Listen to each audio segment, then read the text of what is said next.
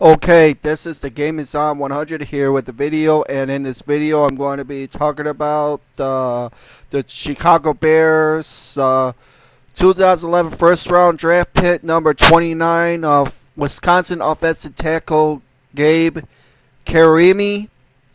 So let's get started. The Bears yesterday drafted Wisconsin offensive tackle Gabe Carimi from Wisconsin. About this guy is Carimi is a 6'7", 314-pound offensive tackle. He is a big dude. He is a first-team All-American, first-team All-Big Ten, and the 2010 Outland Award winner as the best collegiate offensive lineman. He had 49 starts at left tackle in a pro-style offense at Wisconsin. He doesn't to adapt to the NFL game after being in a spread offense or some option scheme. He'll be familiar with some of the reads and adjustments that an NFL offensive lineman will need to make. No other tackle in the draft faced the kind of competition that Carimi did. In practice every day, he took on first-round draft pick J.J. Watt, and he played against first-round draft picks Cameron Haywood of Ohio State, Ryan Kerrigan of Purdue, and Adrian Claiborne of Iowa. This is what they had to say about Carimi. Carimi is simply a bad man who loves to punish defensive ends on every play. His non-stop motor coupled with his ideal size make him a terror in the running game and has enough athleticism to hold his own in pass protection. Carimi is a beast. Carimi is a massive tackle and plays mean and loves to dominate opponents. Heady player that recognizes blitzes and adjusts quickly, delivers a powerful punch and effective lots out his arms to push rushers past pocket and pass protection, moves well for a big man, and smothers defenders in the run game.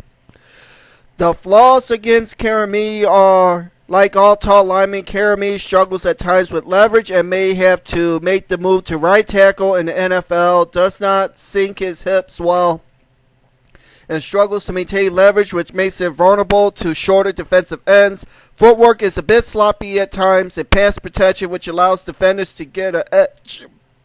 Not fluid enough to constantly make blocks in space. In my opinion, he could play left tackle and he should be given that shot on the left side. Footwork and leverage are coachable issues. He's not an elite athlete, but he's a good athlete with strength and explosion that understands how to use his hands. These scouts feel he has good footwork and lateral movement. Scouts differ on his eventual home in the NFL, but they all consider him a safe pick and possibly a day one starter. So basically, this is saying that the Bears did get a good draft pick in Gabe Carimi. Now the Bears now have another offensive tackle, another young offensive tackle, a big offensive tackle that they can put in right away.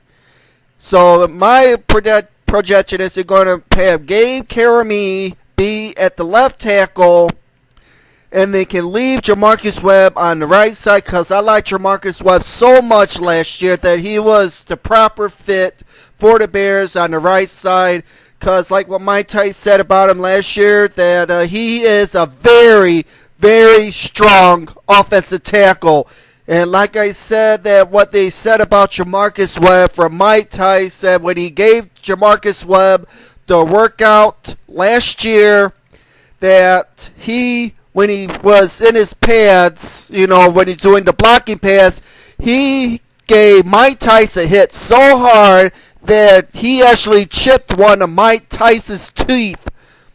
So that has got to be say that he's a very strong offensive tackle, just like Gabe Carimi. He's a good, strong offensive tackle, what the Bears needed. Now the Bears have two tall tackles on the tackle position, which is a good deal, so they can protect Jay Cutler. And we all know Jay Cutler suffered 56. The Bears got 56 last year. I know majority of them were from Jay Cutler, but Jay Cutler got sacked so many times last year that they needed to get help on the offensive line. They did get the help what they needed. They got a good offensive tackle. He will probably start at the left side and leave Jamarcus Webb on the right side. So this is a good move to have Carimi come in day one, be the starter at left tackle, and never look back. I am very happy with this pick. I didn't think the Bears were even going to get to him at pick number 29, but he did slip down to the Bears at number 29, and I am so happy that the Bears got this guy. He will be a good offensive tackle for the Bears in the near future. So the future looks good for Gabe Carimi. It looks good. Well, so the Bears got now 2 strong offensive tackles on the edge to protect Jay Cutler, which is a good deal. So Jay Cutler can be protected and have him get rid of the ball, and the Bears can finally get that offense like the Mike Martz offense ongoing. So otherwise, this is a good deal. I'm very happy with this move for the Bears. So now we'll go see who the Bears is going to draft for the second and third round picks. I personally think the Bears will probably draft a Tommy Harris-like defensive tackle with their second pick in the draft. And in the third pick, I either will have the Bears draft another offensive lineman, or they should draft a wide receiver. I know them saying they need a wide receiver. They said that they can get a wide receiver at the third pick, which I expect they can get a possibility to get a wide receiver with the third pick.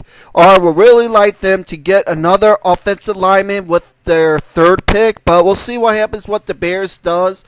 This is a great move for the Bears to get Gabe Carimi. I applaud it.